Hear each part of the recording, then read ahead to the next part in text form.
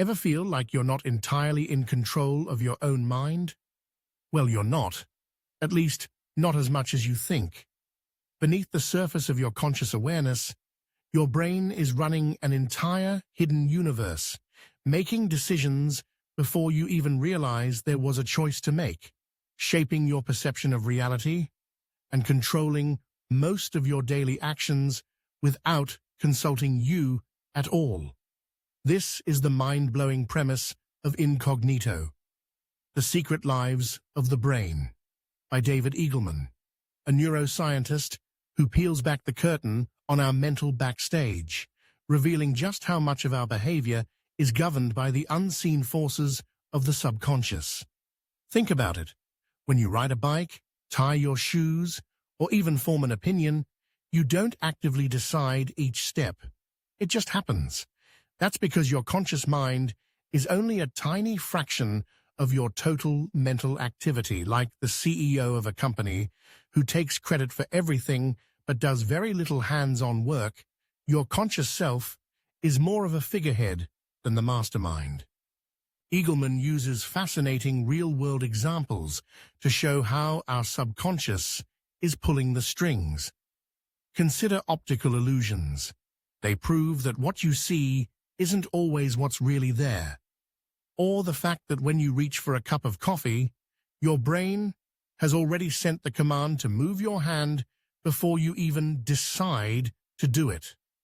One of the most unsettling ideas in Incognito is that free will, our most cherished belief, might just be an illusion.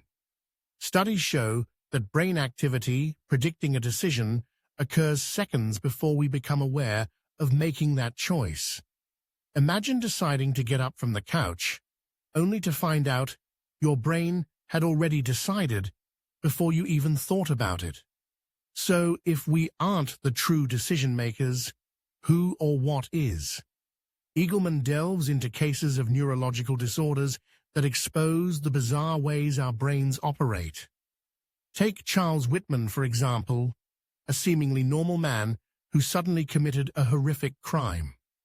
An autopsy revealed a tumor pressing against his amygdala, the part of the brain involved in emotions and aggression. Did he truly choose his actions, or was his brain hijacked?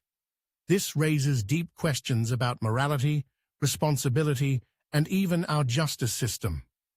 If someone commits a crime due to a brain abnormality, can we really blame them? Your brain isn't just one unified system, it's a battleground of competing neural factions. Eagleman describes it like a parliament, where different brain regions argue over decisions, impulses, and behaviors. Ever felt torn between eating a salad or a burger? That's your rational prefrontal cortex, fighting your primal, reward-seeking limbic system. Your final decision isn't the result of one true you making a choice, it's the outcome of whichever neural faction wins the debate. This also explains why habits are so hard to break.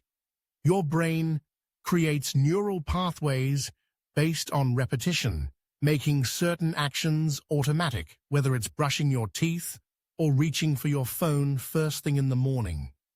The more you do something, the stronger those pathways become, which is why willpower alone often isn't enough to change behavior. Incognito doesn't just challenge our understanding of consciousness, it redefines it. Our sense of self, our choices, even our deepest beliefs aren't as independent as we like to think. We are walking contradictions, driven by hidden processes we barely comprehend. But here's the good news.